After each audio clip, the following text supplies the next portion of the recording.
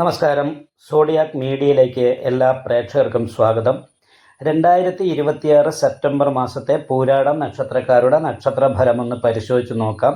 പൂരാട നക്ഷത്രം എന്ന് പറയുമ്പോൾ ധനിക്കൂറാണ്. ധനിക്കൂറുകാർക്ക് ചന്ദ്രലഗ്നാധിപതിയായിരിക്കുന്നത് വ്യാഴമാണ്. ആ വ്യാഴം ചാരവശാൽ അഷ്ടമത്തിലാണ് നിൽക്കുന്നത്. അപ്പോൾ അഷ്ടമത്തിൽ നിൽക്കുന്ന എന്താ പറയുക, ദൈവാധീനക്കുറവ് എന്ന് പറയുന്നൊരവസ്ഥയാണുള്ളത്. ഭാഗ്യസ്ഥാനത്ത് വരുമ്പോഴാണ് ദൈവാധീനമുള്ള സമയം എന്ന് പറയുക. അപ്പോൾ ഇപ്പോൾ അഷ്ടമവ്യാഴം എന്ന് പറയുമ്പോൾ അഷ്ടമേ ഹരതോ ബാലി എന്ന ബാലിക്ക് ഒളിയാൻ പറ്റുന്ന രീതിയിൽ മനസ്സറിയാത്ത കാര്യത്തിനും ദൈവത്തെ വരുന്ന തടസ്സങ്ങൾ നമ്മുടെ ജീവിതത്തിൽ പ്രതിസന്ധികൾ ഉണ്ടാക്കാനുള്ള സാധ്യതയുള്ള ഒരു മാസമാണ്. പ്രത്യേകിച്ചും കണ്ടകശനിയുടെ ദോഷമുണ്ട്. അപ്പോൾ അത് കാരണം കൊണ്ട് വിത്തക്ഷയം, പ്രവാസം, രോഗാഞ്ജനേന്തി, മനോഭീതിയും വന്ന മാനസിക ടെൻഷൻ ഉണ്ടാകുക, ധനനഷ്ടം ഉണ്ടാകുക, വീട് വിട്ട് നിൽക്കാനിട വരിക, വീട്ടിൽ ആവശ്യമില്ലാത്ത പ്രശ്നങ്ങൾ ഉണ്ടാകുക, ഇങ്ങനെയുള്ള കാര്യങ്ങൾക്കൊക്കെ യോഗ. എന്നാൽ ദ്വാഗമനന്തു സപ്തമേ നൈവാണ്, 7ാം ഭാവത്തിലാണ് ദുരിതഭവനാധിപതിയായിരിക്കുന്ന ചൊവ്വ നിൽക്കുന്നത്. അപ്പം യാത്രയുമായി ബന്ധപ്പെട്ട വിഷയത്തിൽ, വീടിൻ്റെ അതിർത്തിയോ വഴിയോ ആയിട്ട് ബന്ധപ്പെട്ട വിഷയത്തിലൊക്കെ പ്രതിസന്ധികൾ ഉണ്ടാകാം.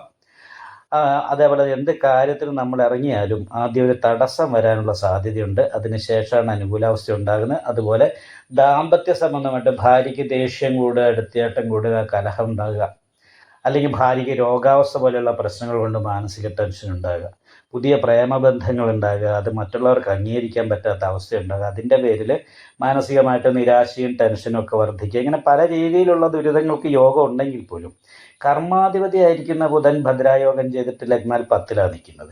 അപ്പോൾ തൊഴിലിൻ്റെ കാര്യത്തിൽ വളരെ അനുകൂലമായിരിക്കുന്ന ഒരു ഗുണഫലങ്ങൾ അനുഭവിക്കാൻ യോഗമുള്ള മാസമാണ്.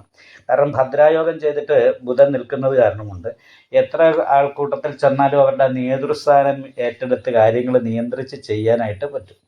അങ്ങനെ ഒരു ഗുണമാണ്. മാത്രമല്ല ഭാഗ്യാധിപതി ലഗ്നാൽ ഭാഗ്യസ്ഥാനത്ത് സ്വക്ഷേത്ര ബലവാനാണ്.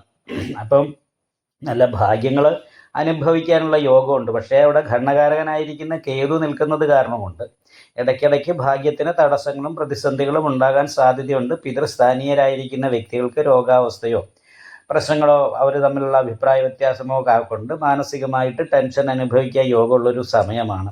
അതുപോലെ തന്നെ പ്രധാനമാണ് ഭാതൃകദേശ ശൗര്യം എന്ന് പറയുന്ന യോഗം. സഹായിക്കേണ്ട വ്യക്തികൾ, സഹോദര സ്ഥാനത്ത്, സഹോദരി സ്ഥാനത്തുള്ള വ്യക്തികൾ, ഇവരുടെ പെരുമാറ്റം, പ്രത്യേകിച്ചും വീടുമായിട്ട് ബന്ധപ്പെട്ട് സ്വത്തുമായിട്ട് ബന്ധപ്പെട്ടുള്ള വിഷയത്തിലൊക്കെ എന്തെങ്കിലും പ്രതിസന്ധികൾ ഇങ്ങനെ പുകഞ്ഞു നിൽക്കാനും അതുകൊണ്ട് നമുക്ക് മാനസികമായിട്ട് ശ്രദ്ധക്കുറവുണ്ടാകാനും അത് തൊഴിലിനെ ഏകാഗ്രതയെ ബാധിക്കാനും ഒക്കെ സാധ്യതയുള്ളൊരു സമയം കൂടിയാണ്. അപ്പോൾ ഇങ്ങനെയുള്ള കാര്യങ്ങളൊക്കെ ഉള്ളത് കാരണം കൊണ്ട് ഇതിനും പകരം ശ്രദ്ധിക്കുകയും പിന്നെ കൂടാതെ അയ്യപ്പ ക്ഷേത്രത്തിൽ നീരാഞ്ജനം വഴിപാട് അല്ലെങ്കിൽ ശനി പൂജ ചെയ്യുകയോ ചെയ്യണം ഈ സമയത്ത്.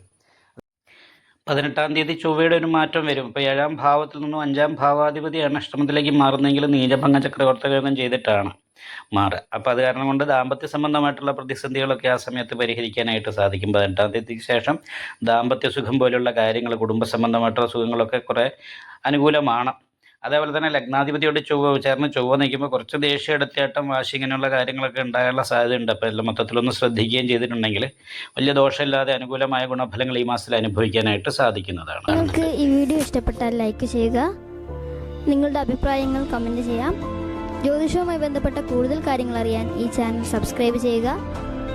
ഞങ്ങളുടെ ഓൺലൈൻ കൺസൾട്ടൻസി നമ്പർ താഴെ ഡിസ്ക്രിപ്ഷൻ ബോക്സിൽ കൊടുത്തിട്ടുണ്ട്. ആവശ്യമുള്ളവർക്ക് കോൺടാക്റ്റ് ചെയ്യാവുന്നതാണ്.